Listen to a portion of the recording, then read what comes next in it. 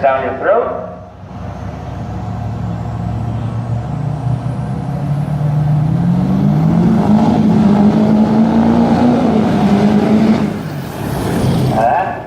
Hey guys, welcome back. Things finally slowed down just a little bit before harvest here.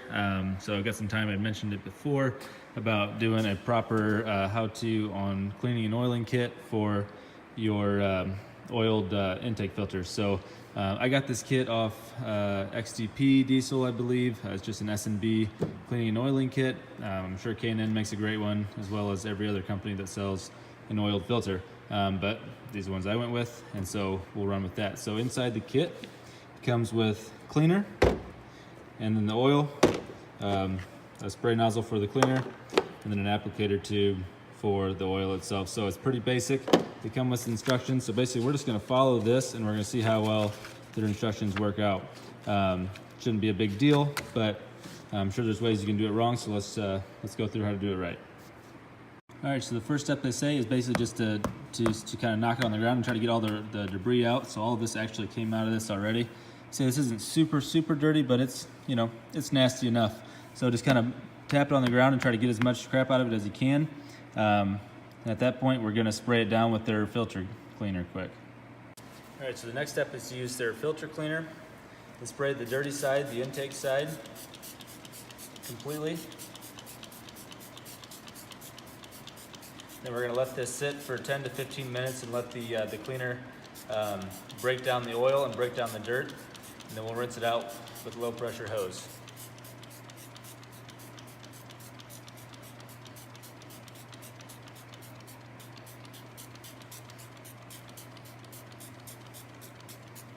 If you've got a power stack filter like this one, make sure you spray out the inside of that as well.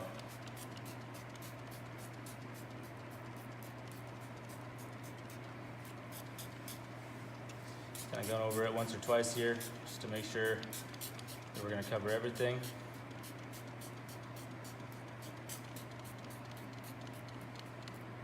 All right, we're just going to let this sit. You can actually already see it starting to turn white versus the red in some areas as it's starting to break down the oil that's in there.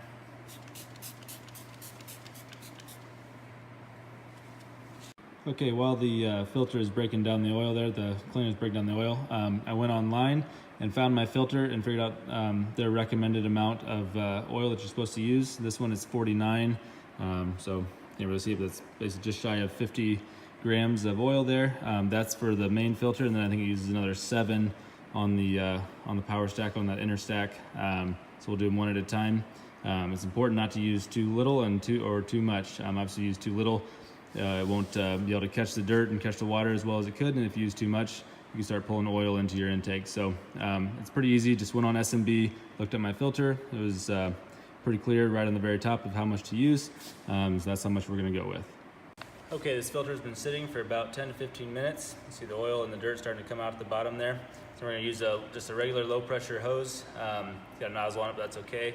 As long as you're not using basically a pressure washer that's gonna destroy the filament inside. And now we're just going to rinse this out.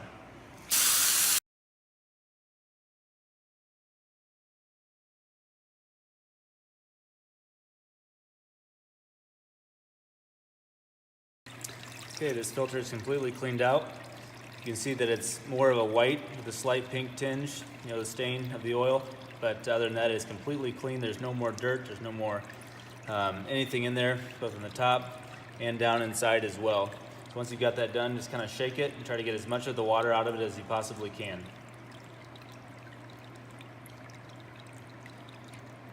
Oil is obviously hydrophobic, so if this thing is wet, the oil will not adhere to the filter paper like it would as if it was dry. So you need to get it as dry as we possibly can before we re-oil the filter.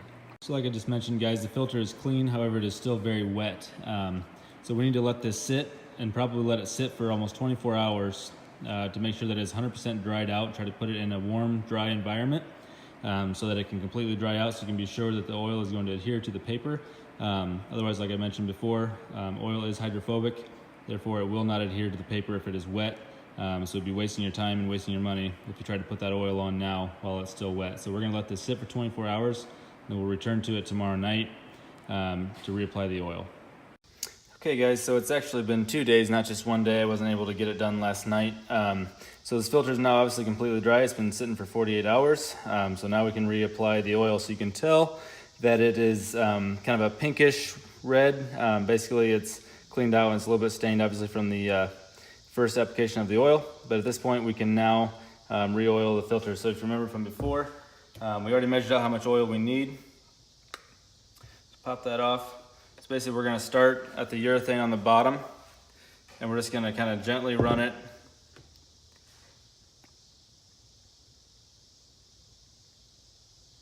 around the edge here, starting about 1 inch to 1/2 of an inch around here. And they recommend that you do it several times in the same area.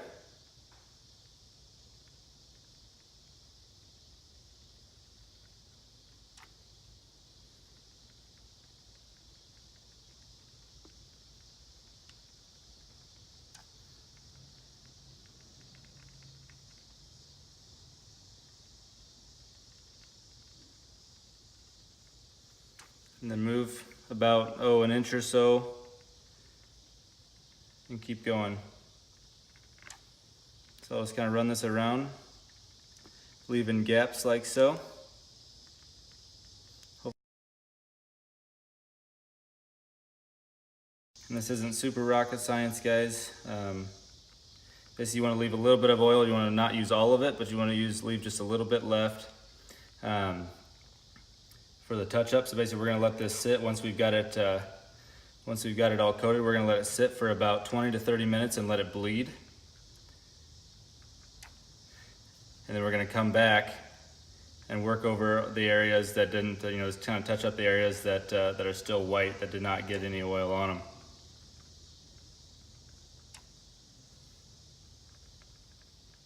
They recommend to leave about 10 grams of oil for that touch-up process.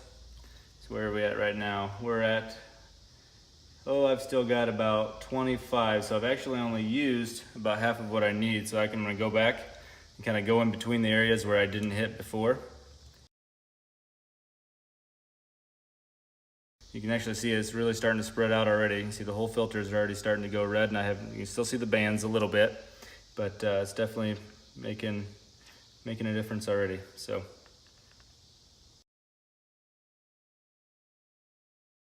we're gonna let that sit, and in the meantime, while that's starting to go, I'm actually gonna use this little bit. So remember, I've got about 10 left here. I'm gonna use almost all of it inside the inner cone there. And so that way it can start its bleed process as well.